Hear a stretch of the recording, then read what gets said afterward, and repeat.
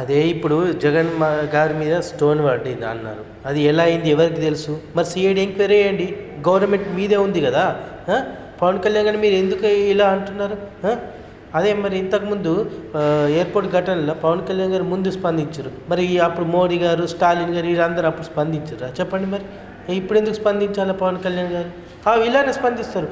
Election రాగానే ఇలాంటి ఏవి గిమ్మిక్కులు చేస్తే ఎవరైనా ఇలాగనే స్పందిస్తారు.